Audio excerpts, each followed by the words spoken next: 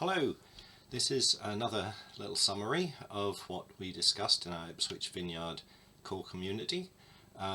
This time we are doing topics that individuals from the group choose. So everybody in the group gets a chance to say, hey, this week I'd like to study so-and-so. And so this week we're going to do the book of Ruth. Really very interesting book in the Old Testament. Quite short, only consists of 4 chapters. I'm going to do a summary of what the story is, and then I'm going to look at 2 ways of getting a deeper understanding of the story. The first way is through understanding the names of the characters, which turn out to be very revealing, and the second way is to look at the ancestors of the characters in the story and see how the stories of the ancestors actually inform us about the characters in the story itself. So let's kick off with a summary. So during the time of Judges, an Israelite family from Bethlehem, consisting of Elimelech, his wife Naomi, their sons Mahlon and Chilion, they migrate to another country, Moab, in order to avoid a famine. So where they've been living in Bethlehem, there's a famine, and to avoid the famine they go to live in another country, Moab, so they're kind of refugees. Now the father, Elimelech, dies, but his 2 sons marry Moabite women. Mahlon marries Ruth and Chilion marries Orpah. Then it says after about 10 years the 2 sons die, and their mother, Naomi, decides to return to Bethlehem, and she says to her daughters-in-law that they should return to their mothers, or their families, but the text says their mothers, and try to marry again. Now, at first, both the daughters-in-law insist that they don't want to leave Naomi, but Naomi's quite insistent, but Ruth is even more insistent, and in the end she says to Naomi, where you go, I will go, where you stay, I will stay. Your people will be my people, and your God my God. Where you die, I will die, and there I will be buried. May the Lord deal with me ever so severely, if even death separates you and me. So she's absolutely committed to staying with Naomi. That's from Ruth 1 verses 16b to 17. So Naomi does travel back to Bethlehem, and she takes her daughter-in-law Ruth with her, and they arrive at the time of the harvest. So Ruth suggests to Naomi that she go into the fields to collect the leftover grain. There was a sort of a law or regulation in Israel that when they went to harvest the grain, they should not go behind themselves and clear up all the scraps, but that the poor basically should be allowed to just pick up the scraps of grain from the fields. And so Ruth suggests that she go and collect the scraps of grain left over from the rest of the harvest. So as it happens, she goes into the field of a guy called Boaz, so he owns the field, and it turns out he's actually a relative of Elimelech, Naomi's husband, who died. Now Boaz sees Ruth, and he asks who she is, and they say that she's the daughter-in-law of Naomi. He tells his men to look after her, and he praises Ruth for leaving her homeland to help Naomi, and he even shares his food with her. Now Naomi hopes to marry Ruth to Boaz, so one day she tells Ruth to put on perfume and dress in her best clothes and visit Boaz at night after he's finished eating and drinking. Well, after he's finished bringing in the harvest. It seems for some reason that him and his men have a sort of like a feast, and he goes to sleep in the threshing room. So it could be that it's at the end of the harvest and they're kind of celebrating bringing the harvest in. Anyway, Ruth stays the night with Boaz to make clear her desire to marry him. Now the law actually places another relative ahead of Boaz. So the law was that if a guy dies, then sort of like a close relative should marry the widow in order to so that hopefully she would have children that the the dead man's property could be passed on to. Actually there's another guy, so Boaz can't just go ahead and marry Ruth because there's another guy who's got first claim to her. So Boaz asks this other relative if he wishes to claim Elimelech's land and marry Ruth, but the man publicly declares he does not wish to, and so Boaz now has the right to marry Ruth. So Boaz goes ahead, he marries Ruth, she gives birth to a son, Obed, and the book ends with a list of ancestors, because it says, well, Obed was the father of Jesse, and Jesse was the father of King David. So King David being one of the most important Old Testament kings, and so Ruth turns out to be a really important part of the story, ultimately because of her and Boaz, Israel gets King David. So it's a story in which there's really no miracles or big battles or floods or earthquakes, nothing sort of dramatic, if you like, but it is a beautiful story of love and friendship, and I think that's why it has appealed to a lot of people. It's a very short, simple story. You know, it's something that we could all kind of identify with in a way. It's the value of friendship. Now, names. So let's look at a bit more about this story, and names are important. So it says at the beginning that Naomi and her husband, Ephrathites, Ephrath, I think it is, Ephrath. Now that means fruitful, and it actually also just means people from Bethlehem, because earlier on in Genesis it refers to Ephrath, and then it says that is Bethlehem. So the fact that they were both Ephrathites from Bethlehem basically just means they didn't just, you know, happen to come from Bethlehem, but their families, you know, their ancestors would have all come from Bethlehem.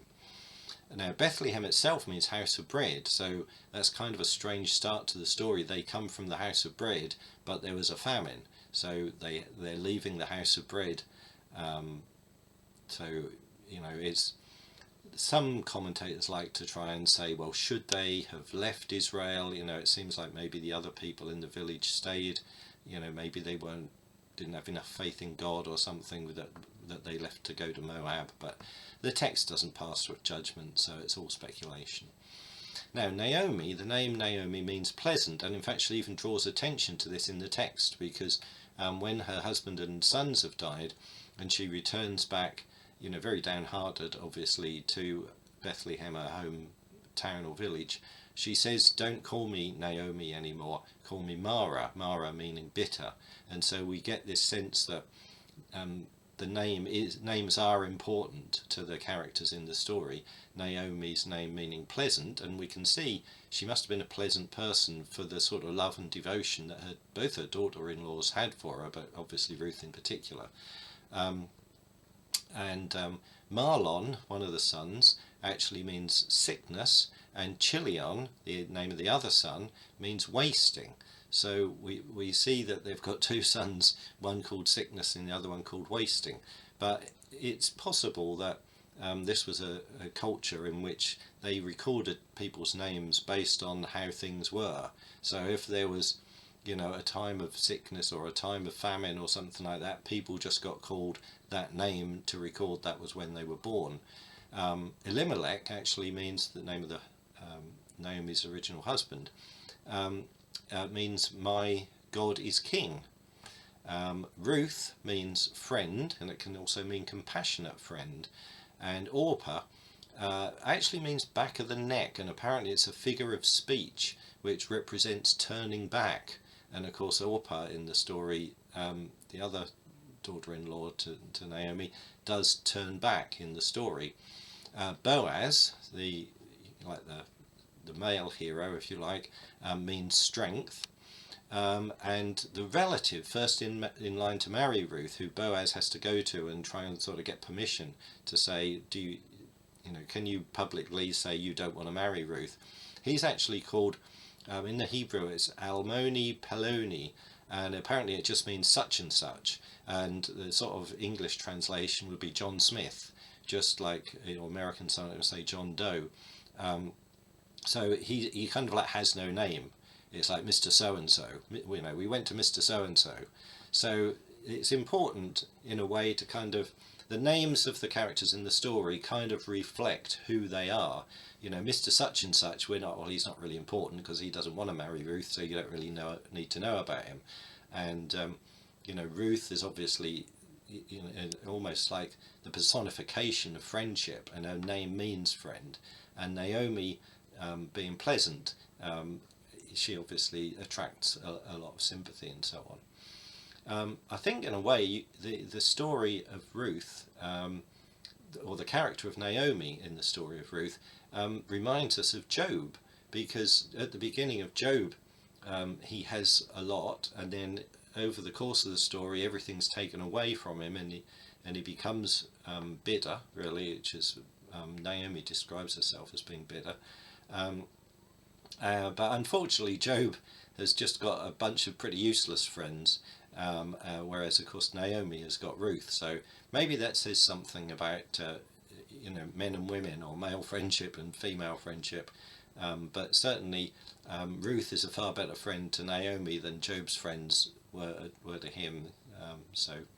And also at the end of the story, just as Job, kind of everything comes right for him again at the end, things obviously do come right for Naomi at the end, and it ends on a very happy note for her.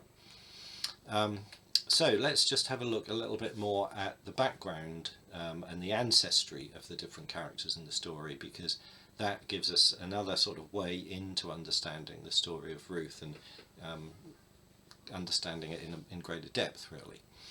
So over and over again in the story of Ruth, we are reminded that Ruth is a Moabite. Of course, Naomi and Elimelech and the two sons go to Moab to flee Israel because there's a famine. And over again it says Ruth the Moabite, which is Ruth 1:22. Ruth the Moabite said to Naomi, Ruth 2:2. The overseer replied, she is the Moabite who came back from Moab, Ruth 2:6. Then Ruth the Moabite said, Ruth 2:21, on the day you buy land from Naomi, you will also acquire Ruth the Moabite, Ruth 4:5. And then again, I have also acquired Ruth the Moabite, Mahlon's widow, as my wife, Ruth 4:10. So as you can see, in just 4 chapters, pretty much whenever Ruth is mentioned, we're reminded that it's Ruth the Moabite. She's from Moab, she's a Moabite. So what would that have meant to Jewish listeners, people who understood the history of Israel? Well, quite a famous event, when Israel were, they'd fled from Egypt, they'd undertaken the Exodus to travel from Egypt to the Promised Land. On the way when they're travelling over to the Promised Land, they actually come up against the king of Moab, and the king of Moab, whose name was Balak, son of Zippor, sends a request to what they call, I think, a man of God called Balaam, and the king of Moab, Balak, says, a people has come out of Egypt, they cover the face of the land and have settled next to me. Now come and put a curse on these people, because they are too powerful for me. That's Numbers 22, 4b to 6a. So we can see, as Israel were coming, the Exodus was happening, they were travelling near Moab. The king of Moab tries to put a curse on the people of Israel. So we can see that the Israelites are not going to be very well disposed towards people from Moab, because this happened. Later on, in Numbers 25, 1-3, while Israel was staying at Shittim, the men began to indulge in sexual immorality with Moabite women who invited them to the sacrifices to their gods.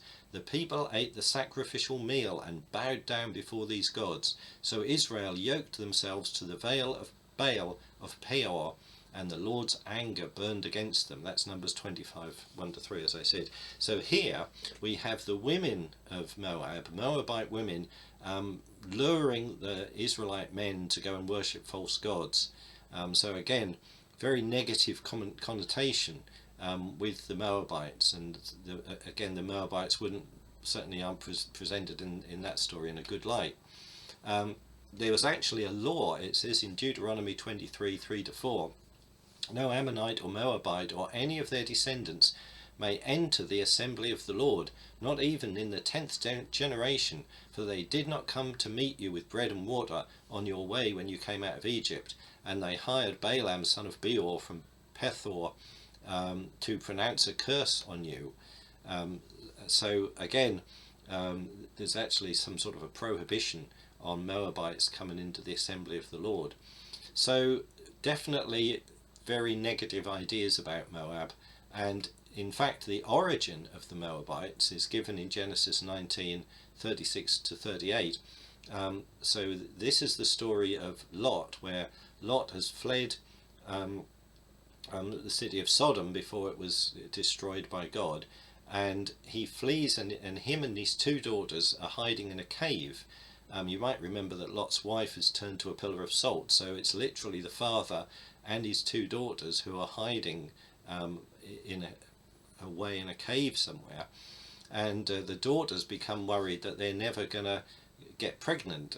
It was seen as a sort of sign of disgrace for women not to become pregnant. So both of Lot's daughters actually become pregnant by their father. The older daughter the older daughter had a son, and she named him Moab. He is the father of the Moabites of today. The younger daughter also had a son, and she named him Ben-Ami. He is the father of the Ammonites of today. That's Genesis 19:36 to 38. So even the origin of the Moabites is seen in a fairly negative light, in that they came about through incestuous relationships between Lot and his daughters.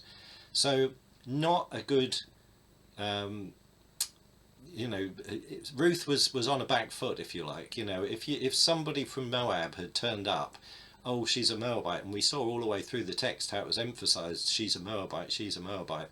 There would have been a lot of negative associations with the people of Israel regarding Moab, and yet they accept her for who she is, right? Not for what she is.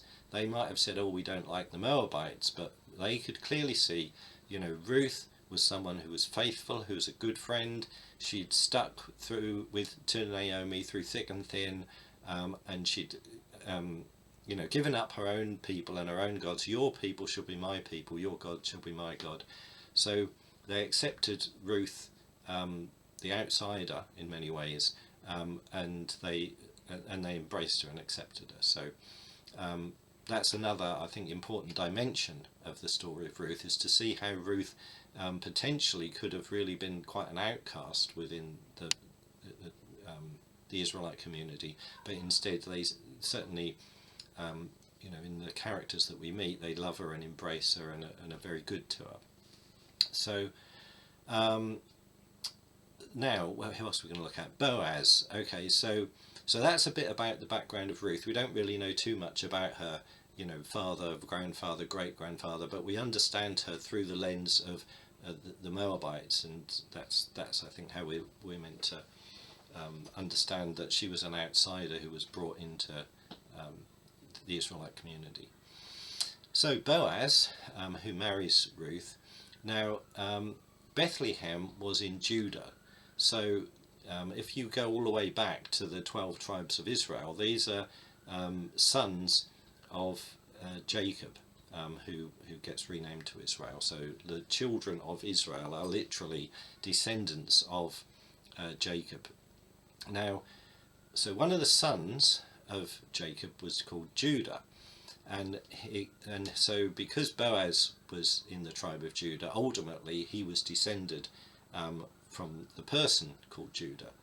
Now there's a story in Genesis 38 where, again, this is to do with women, not a woman feeling kind of disgraced because she wasn't pregnant, she hadn't had a child.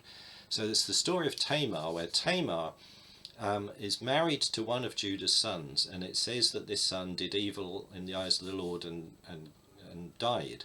And so as this sort of the right of marrying the next relative, Tamar then marries the second brother of Judah, so another one of Judah's sons, but he also, it seems, was did wicked in the sight of God, and he also dies.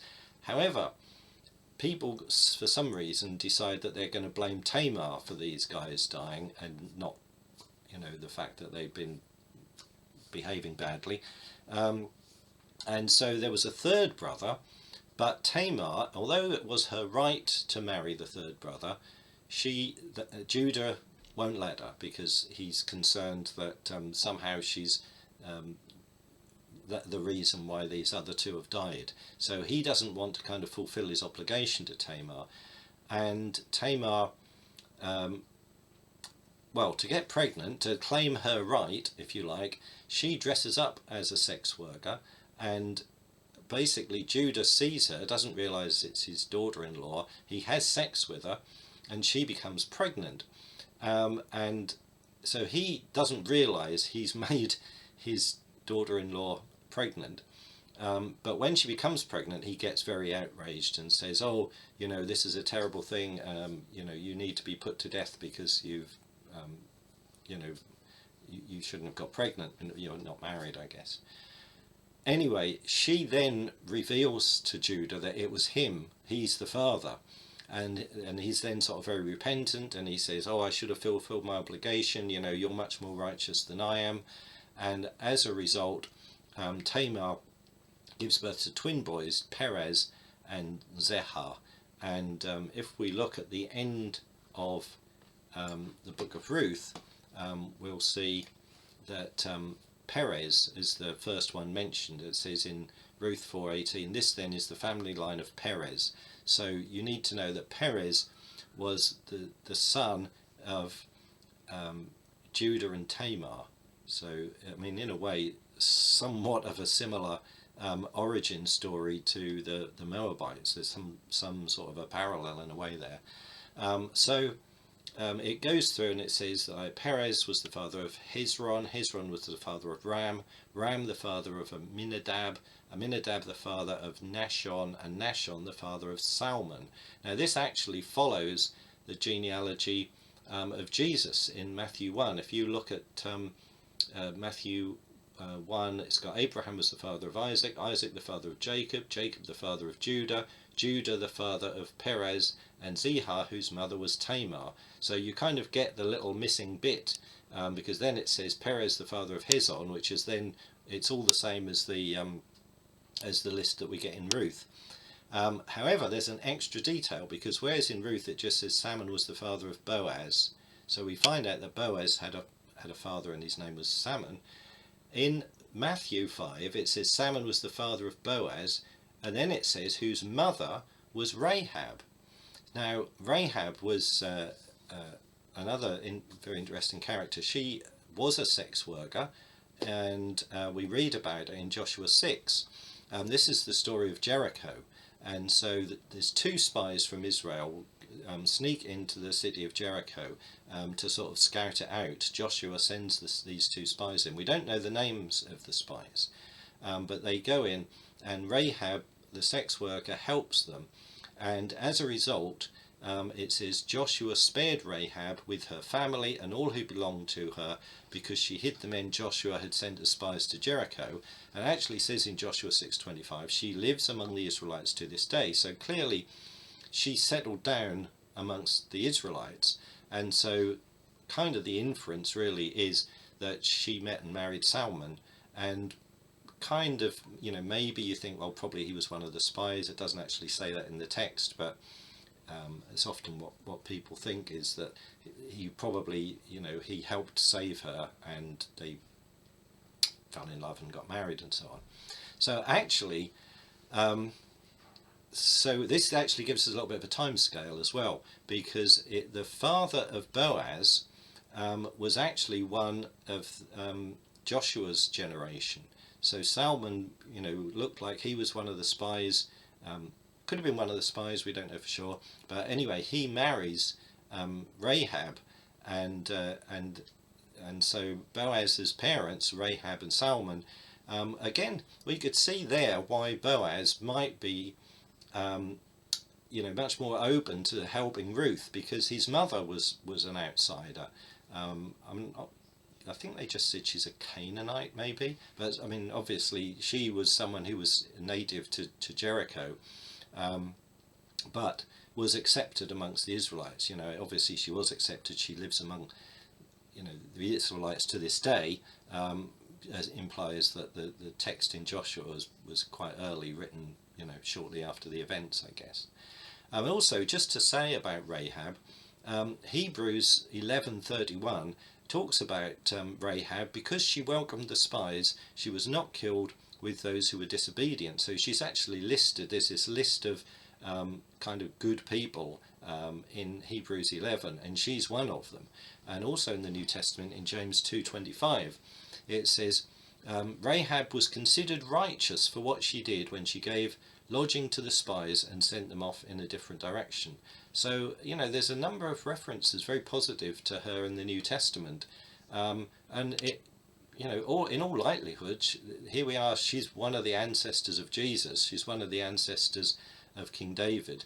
So she's part of, she would have been Ruth's other mother-in-law, wouldn't she? So, you know, she was the mother of her husband, Boaz. So we don't actually get Rahab in the story of Ruth, but there's no reason to think why she wouldn't have still been alive, but older. So it's interesting to think that we've got this sort of two quite powerful stories in the Old Testament about someone from outside of Israel, a woman being welcomed into the tribe, and they're actually very close together. You know, you've got Rahab and Salmon, and then they have a child, Boaz, and Boaz marries Ruth.